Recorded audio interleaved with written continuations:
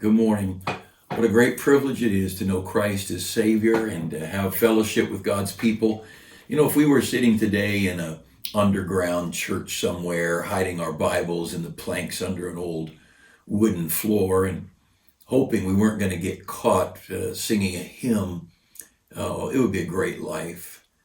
Jesus said, "Rejoice that your names are written in heaven." The disciples came back excited because demons were being cast out and the sick were being healed. And he said, that's not it. The big thing is that you're going to heaven. And the big thing is that God has forgiven your sin and put your name in the book of life. And you know what? Doesn't matter where we live, what the circumstances are. We have a great God, a wonderful God. And let's keep our focus on him. We're going to be in the book of Acts in a few minutes if you want to follow along. And again, thank you for your faithfulness. And I'm thinking about having a Memorial Day off. So many of you are working from home. Probably you had to work on Memorial Day only from your living room or backyard or whatever. I wanted to mention something. People have been bugging me, and so I'm going to do this. I hate to do things, self-promoting things, but there's this book, Surviving the Tsunami, that I put together really for me. And people have asked that had read some of it. They said, could we put this into a book form or whatever? So, Surviving the Tsunami, Principles for Persevering. And this is basically biblical principles and thoughts, short one thought where you can get up in the morning and, before breakfast or before you leave for work or whatever, before bed, you can read one short thought, 2 pages, 3 pages, and the goal being, give me some strength for today to get through another day. And it starts out the very first chapter, who allowed this trial? Well, of course, God did. Let's think about who it is that allowed this trial into my life. Second chapter, to finish my course with joy. And it goes through different things. Are the works of God good? And some days are just tougher than others, and you know that. But it's a scriptural truth. And a couple of chapters on sovereignty and know the reasons not to fear and focus on the righteous things. The name Gethsemane, the place Gethsemane, and the name Gethsemane. Wonderful scriptural truth we learned when we were over in Israel. Who owns us? The Lord tries our faith, and cry out to God, but trust him while you cry out to him. And so there's 72 chapters. If you read one a day, that'll get you through a couple of months, and just thoughts. Toward the end, it's not my job to judge or to punish. That's not my job. Right now, we've got a judge trying to prosecute General Flynn, and that's not the judge's job. He is so much in violation. And I think you understand, if you follow the news, we have an out-of-control system of government right now. Understand, we've got the legislative, the judicial, and the executive. And the legislative and the judicial have much of them have set themselves against the executive branch. And there's supposed to be a balance of powers, and certainly we have not seen that. But I'm so glad we've got the Lord. And I'll tell you, I pray for our president, his wife. I pray for our vice president, his wife. I pray for the president's family. And I pray for our governor in Sacramento. We are at polar opposites philosophically in our values. But he's the one making decisions for the state I live in, for our church, for the place most of my friends live. And you know what? I'm going to pray for him. I'm not going to say God make him rich and make all his dreams come true, but I'm going to pray God would look after him and direct him and lead him and get him out of office as soon as God's done with him. But anyway, so if you're interested in getting a copy of this, they're in our church office, or and they're actually at our you can get them at our services. But anyway, just something you might want to pick up somewhere along the way. Contact me if you'd like, and if not, that's fine too. I want to show you a couple verses. Acts 25, some things that apply to where we are today. Some things that have to do. And by the way, if you're not getting out much, you want to send me a text, an email, I'll drop one by your house. I'll sign one if you want. If that would be a blessing to you. I'm not sure what the publisher's doing timing-wise because these unusual days. I got a couple of boxes of them, and the publisher's going to sell them for $15, and so I'm peddling them off at $10, and just to get them out of my office. But anyway, Acts chapter 25, one of the things that bothers us as Americans is we really do have this fondness and this belief in justice and truth. And, it's the Superman, honor and integrity, and not the new Superman, the old Superman. And believing in the American dream and the American way, and all those kind of things. We have this idea that people are basically, once the facts get out, that everybody's going to choose the right thing. And I think we've seen in the last 3 years that facts are irrelevant. If there's an allegation made and facts come to show that it's wrong, then they'll just come up with another allegation. Then you get more facts to show that wrong. Then they'll come up with another allegation and more facts. And I think much of what our president's opponents have done is just bring enough stuff to overwhelm he and his team so that they're not capable of doing all they could do now. And haven't they done an enormous amount? Our economy was never better, job market better, minority and all. I mean, it's just been a wonderful thing. Freedom. We have got a push right now in Washington, D.C., where there is they've been withdrawing funding from Planned Parenthood, and there's a great push of the light at the end of the tunnel of seeing abortion made illegal in our country. There's a lot of people going that direction in Washington. Don't you doubt that there's a crowd of people panicked and vicious and hateful, and they'll do anything to stop people turning our country back to right, to God. The First Amendment, the Second Amendment, the idea of abortion being a tragedy, an injustice beyond measure. So let's don't get thinking that once all the facts get out, everybody will choose the right thing to do. They don't. I want to bring you into a story in Acts chapter 25. Now, at the end of the book of Acts, Paul the Apostle has been arrested, and he's in a jail in Jerusalem, and he's moved down to a town south along the coast where it's basically a Gentile area. It's a Roman city, and he's there, and he's in jail for a couple of years, and then he's moved up to, he's put on a ship to Rome, and there for a few years, and a lot of people believe he died in prison.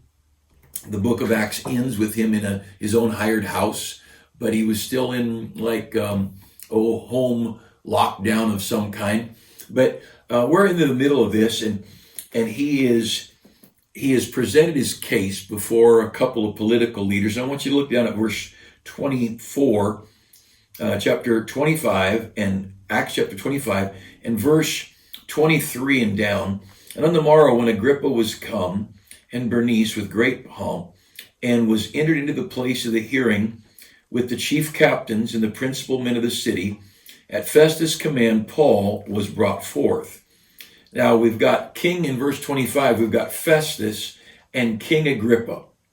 So two rulers, a local ruler and a regional ruler, okay? And all the men that are there, and so that's who's gathered together. Verse 25, but when I found that he had committed nothing worthy, you're talking about, he's explaining the charges. Festus is explaining the charges against Paul to King Agrippa. And when I found that he had committed nothing worthy of death, and that he himself hath appealed to Augustus, I determined to send him, of whom I have no certain thing to write unto my Lord. Wherefore I have brought him forth before you, and especially before thee, O King Agrippa, that after examination I might have somewhat to write. And so he admitted right up front, he's really not done anything. He's not violated any laws worthy of the charges laid against him. And so going on a couple verses more, I lost my page here, Acts chapter 25, go to chapter 26 and down to verse 31. Acts chapter 26 and verse 31. So Paul had presented his case, and others had presented his case, and still these two men are there, Festus and Agrippa. And look at verse 31. And when they were gone aside, they talked between themselves, saying, this man doeth nothing worthy of death or of bonds. Then said Agrippa to Festus, this man might have been set at liberty if he had not appealed unto Caesar. So in the story we're looking at there in Acts 25 and 26, It was established by the rulers that Paul had done nothing worthy of bonds or of death. He literally was falsely accused, falsely arrested, and they just had nothing on him. And yet he remained in jail. And we don't know exactly what was how it was said or what it was said, but it almost says it with tongue in cheek, ha ha ha. We could let him go, but since he appealed to Caesar in Rome, we're going to send him to Rome. We'll show him. It's almost the sense, and I wouldn't argue with anybody if they had another opinion on that. But the one thing we do know is these two men they decided, these two political leaders decided he had done nothing worthy of bonds or death, and they still kept him in jail, and they shipped him off, and he remained in jail. Now, that simple thought, look back if you would to Matthew 27, that simple thought is there just to say, just because the facts say one thing, don't always expect the law or the people supporting the law to do the right thing. Now, I know we founded America with this idea that liberty and justice for all, but we've seen too much of that. We know that's not the case. We've not seen too much of liberty and justice for all. We've seen too much lately in the last few years. It's just not the case. It is just not. There's so many times that wrong has been allowed to go on unchecked, and people who've done right were look back at the story of Oliver North, and many of you too young to remember him, but the things Oliver North went through, and we're just the thought scripturally we need to accept the fact that being right doesn't always end up with the right end that we would say is right. But God is in charge of the end, and God knows what's going on. See, it was during Paul's time in prison that he wrote so much of our New Testament. It was during Paul's time in prison that other Christians were emboldened to preach.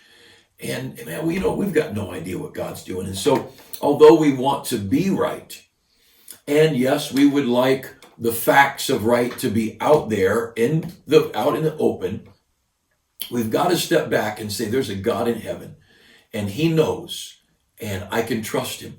And scripturally we see, just because you're right doesn't mean everybody treats you like you're right. And so you look over there to Matthew chapter 27, and the laws of our land are fickle. People don't always back the law. So Matthew chapter 27 and down at verse 19, when he was set on the judgment seat, his wife said unto him, so we're talking about Pilate here, and his wife sent to him, saying, have nothing to do with that just man, for I have suffered many things this day in a dream because of him. But the chief priests and elders persuaded the multitude that they should ask for Barabbas and destroy Jesus. Now, the governor, look down at verse 23. The governor said, why? What evil hath he done? And they cried out, they screamed, they flooded social media with their thumbs down and their critical comments. Political leaders are far more concerned about their position and their public ambiance, the public image. They're way more concerned about image than they are right. And the devil knows that, and the devil's crowd knows that, and that's why you ought to pray for people like the president and others in our world that are trying to do right. And we've got one of our assemblywoman, Melissa Melendez, and now going into the state senate, and she's wading into the deep sewer. You ought to pray for her, because she stood for pro-life, she stood for pro-gun, she stood pro-church, and she stood with us when we wanted to just try and get public church services in the parking lot. And I think maybe she could change, but I think she's trying to defend freedom. And but understand this: most politicians are more concerned about re-election or pleasing their money constituents. They're not worried about me. They're worried about those who could donate money, most politicians. And we've got to accept that's it. Governments are evil. And here Jesus himself, remember when they went to behead John the Baptist, and I won't turn to the passage, but John the Baptist had been arrested because he made the guy in charge so angry with his preaching. But he didn't have anything really against John, and he didn't want to kill John. Well, Salome comes in and does her little belly dance or whatever, and he says, I'll give you up to half the kingdom, ask what you want. She asked for the head of John the Baptist on a charger, a platter. And what a sad thing that this man, I mean, and it says in the text there, for his oath, and the people that were there, the people that were watching him, he made his decision on the basis of what they would think, not on the basis of right and wrong. And I'll say this, you and I ought to decide we're making our decisions on the basis of right and wrong. And then, if people like it, fine. If they don't, fine. The old idea of like it or lump it, you hardly hear that from anybody in leadership anymore. John chapter 11, look over there, Matthew, Mark, Luke, John chapter 11. And I want to look with me down at verse 47. John chapter 11, verse 47. Then gathered the chief priests and the Pharisees a council and said, what do we? For this man doeth many miracles. Now they knew Jesus was doing miracles. There's no question. This man doeth many miracles. And look what he said. If we let him alone, all men will believe on him, and the Romans will come and take away both our place and our nation. Right was not even a part of the discussion here. Jesus was doing miracles, and people were following Jesus, and their goal was to keep the people in subjection. They wanted to keep the people locked in, at home, sheltered, face masks on, afraid to smile at their neighbor. They were, and I'm not joking too much about that, these wicked rulers wanted to keep everybody under their thumb and keep control of things. And here Jesus was, and people were following after Jesus because he's the miracle worker. And they said, look, if everybody gets following him, we might lose our jobs. We might lose our title as city council or mayor or governor or whatever it might be. And they were worried more about their position and what people thought of them than they were worried about what was right and wrong. And there's so many verses like this. Look over to one more page to John chapter 12. John chapter 12. And it's a similar group of people who were trying to destroy the Savior. And in John chapter 12 and verse 19, the Pharisees therefore said among themselves, perceive ye how ye prevail nothing. Behold, the world is gone after him. And they were so frustrated. And it was not a frustration of whether Jesus was a good man or a bad man. It wasn't a frustration whether he could help the economy or not. It wasn't a frustration of whether he was a good negotiator in any way, shape, or form. All this attack on our president, no one's worried or even talk about that he managed to sign an incredible trade deal with China. Or he got North Korea to back down. That he put people to work like no one has in our lifetime in America. No one's worried about the good things he's done. You know what they're worried about? They're worried that everybody's following this guy. He has a rally and 20,000, 50,000 people show up. We can't have a guy taking our glory and he's stealing the spotlight from us. Now, this is as real, these verses are as real applying to our culture as you can find. And we need to be so very careful that we don't let it bother us, because there is a God in heaven and God is in charge. And these kind of things happen to Paul. These things happen to Jesus. These are not strange things. They're not new. The fact that people are more concerned about their own image than they are right is nothing new. The fact that people are more concerned about their following than they are truth, that's not a new thing. The fact that newspapers and reporters are more concerned about their sales than they are reporting true things, that's not new. That's just not new. So let me encourage you. Stay close to God. Walk with God. Love God. Honor God with your life. Read his book. Talk to him. Tell him you love him. Look out at the beautiful starlit sky and tell him he's wonderful, and look at the trees and the flowers budding out and tell him he's a wonderful God, and worship the Lord and draw near to God. And yes, it's an unjust world, and evil and corruption. It's going to happen, and there's no boundaries around evil. Evil has been flowing through this world since Adam ate the forbidden fruit. Cain killed Abel, and it's just been a part of life. But you know what? When they killed Jesus, they thought they won, and they didn't win. He bought our salvation, and today you and I sit in the most wonderful position, because today, as we're saved, we're safe, we're secure, and one day we're going to be in heaven with him. And everything's all right in our Father's house.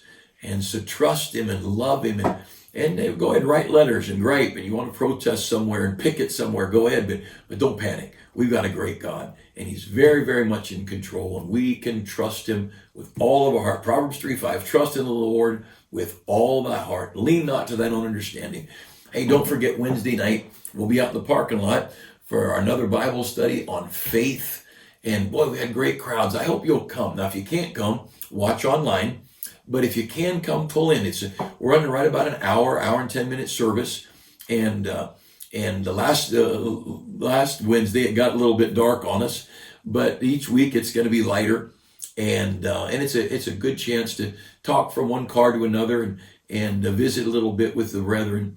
But and then if you weren't here on Sunday to get a survey card, I hope you'll pick one up. Wednesday night, ask for one, or call the office and talk to me. Send me a text. There's 3 things we're asking you to check, and you can fill it out from home. We can't fill it out from home because you don't have the card. But you call me, send me a text, and I'll read you the questions. It's this or this, just yes or no, yes or no, yes or no. And I want to know what's going on in the hearts of our church members about what our future is, what we want to do, about meeting in church, about ministry things. So anyway, thank you for your faithfulness. Thank you. Oh man, what a wonderful thing. God is working. People are still being saved in spite of all this confusion. Get some tracts, and let's be faithful to get the gospel out. Love people. Pray. I keep saying it. Pray for our president. Pray for our country. Pray for our state. Pray for our church. And walk with God. Let's live for him, okay? God bless you. Have a great day.